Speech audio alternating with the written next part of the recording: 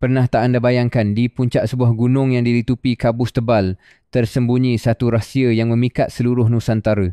Inilah Gunung Ledang, bukan sekadar bukit biasa tetapi pentas kepada kisah cinta, kuasa dan misteri. Siapa sangka di balik hutan rimba yang bagai firewall alam semula jadi, ada seorang puteri dengan kecantikan luar biasa, dikatakan sebagai enigma yang tak dapat dipecahkan. Ramai bertanya, benarkah puteri itu wujud atau sekadar mitos?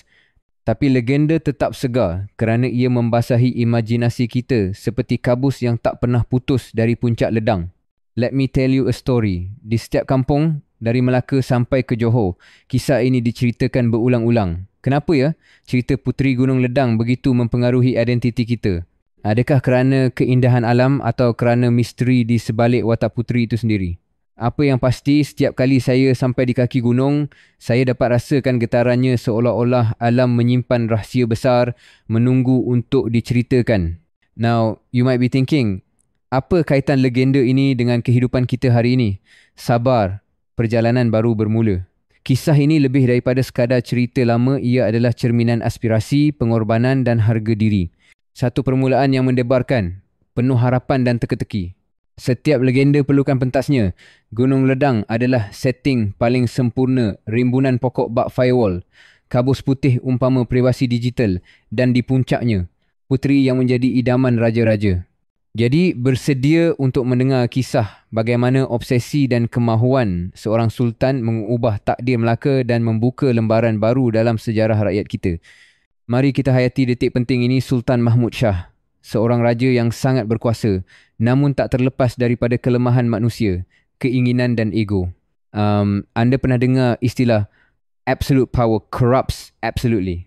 Sultan Mahmud, walaupun bijak dan digeruni, tiba-tiba terjebak dalam satu obsesi untuk memperisterikan Puteri Gunung Ledang. Ini bukan cinta pandang pertama, saudara. Ini lebih kepada keinginan untuk mengukuhkan legasi. Macam bila kita nak update sistem operasi, mesti nak versi paling terbaru, paling canggih. Sekarang, cuba bayangkan. Anda seorang raja dikelilingi penasihat, tentera, rakyat. Tetapi satu bisikan tentang kecantikan seorang puteri mampu menggoyahkan fokus anda. Sultan Mahmud tak terkecuali. Dia melihat perkahwinan dengan sang puteri sebagai shortcut untuk melonjakkan status Melaka ke tahap tertinggi, seperti orang kini obses dengan teknologi quantum leap. Now, you might be thinking, adakah Sultan Mahmud benar-benar jatuh cinta atau sekadar ingin menang dalam perlumbaan kuasa? Jawapannya mungkin kedua-duanya. Cinta pada tahap ini. Jadi alat politik macam firewall yang boleh jadi pelindung, boleh juga jadi penghalang. Let me share.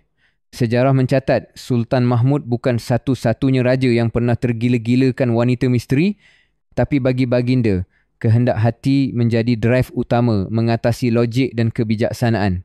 Baginda bersedia menggadaikan apa saja demi impian itu.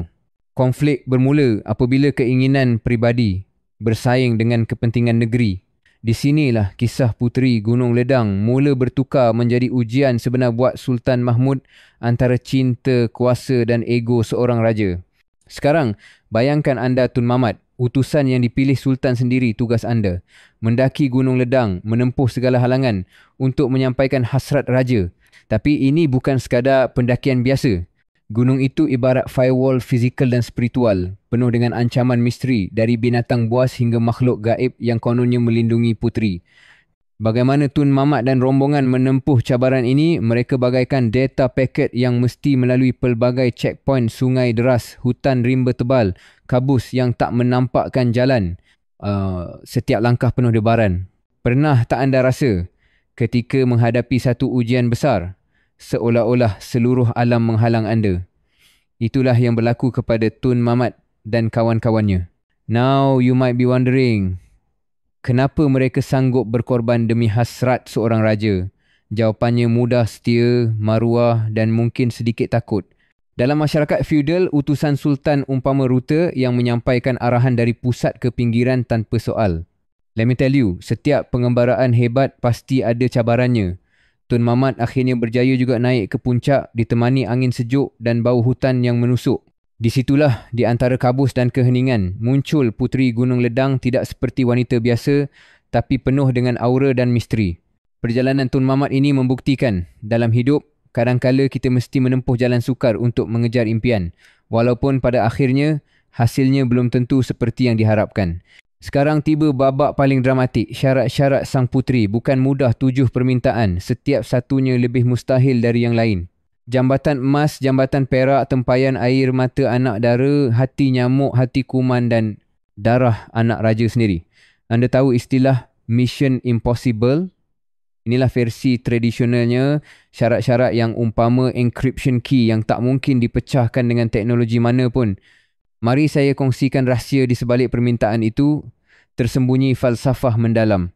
Puteri Gunung Ledang sebenarnya ingin menguji keikhlasan dan kebijaksanaan Sultan. Adakah cinta mesti dibuktikan dengan pengorbanan yang zalim? Atau adakah cinta sebenar tidak meminta sesuatu yang mustahil? Now, you might be asking kenapa permintaan itu begitu rumit? Jawapannya, setiap syarat adalah metafora jambatan emas dan perak, simbol kekayaan melampau, air mata anak dara, lambang kesucian, hati nyamuk dan kuman, perlambangan kehalusan dan kepayahan, darah anak raja, ujian terakhir antara cinta dan tanggungjawab. Let me put it this way. Puteri itu bukan sekadar menolak tapi mengajar Sultan dan kita semua tentang batas kuasa manusia. Dalam dunia hari ini, syarat-syarat itu ibarat two-factor authentication. Jika anda tak miliki 2 unsur utama, anda takkan dapat akses ke hati puteri. Inilah klimaks kisah pengajaran besar tentang erti cinta, pengorbanan dan kebijaksanaan. Pilihan di tangan raja dan pilihan itu akan mengubah seluruh kisah mereka. Akhirnya kita sampai ke babak penutup yang penuh emosi. Sultan Mahmud akhirnya sedar. Syarat terakhir, semangkuk darah anaknya sendiri adalah garis merah yang tak boleh dilangkaui. Anda pernah dengar istilah ethical limit? Inilah titik di mana keinginan bertembung dengan nilai kemanusiaan. Hati Sultan berkecamuk antara cinta seorang lelaki, ego seorang raja dan naluri seorang ayah. Sekarang cuba renungkan. Adakah berbaloi mengorbankan keluarga demi cita-cita peribadi? Sultan Mahmud memilih untuk menghentikan peminangan, menandakan kemenangan moral di atas obsesi kuasa. Pilihan ini, walaupun penuh kepedihan, adalah langkah bijak seperti kita menekan reset pada sistem bila tersalah aturan. Now you might be thinking, apakah Sultan menyesal? Mungkin. Tapi lebih dari itu, baginda belajar erti sebenar cinta dan pengorbanan. Puteri Gunung Ledang pun menghilang, meninggalkan Sultan dan seluruh negeri dengan satu pengajaran abadi. Let me share, setiap kita pasti pernah berdepan situasi serupa. Walau dalam bentuk berbeza, di sinilah kematangan dan nilai kemanusiaan diuji. Menariknya, kisah ini kekal relevan mengingatkan kita agar sentiasa menimbang antara impian peribadi dan realiti moral. Kesimpulannya, Puteri Gunung Ledang bukan sekadar cerita cinta tapi juga kisah kebijaksanaan. Dalam hidup, ada perkara yang tak boleh dikompromi walau sebesar mana pun kuasa atau obsesi kita.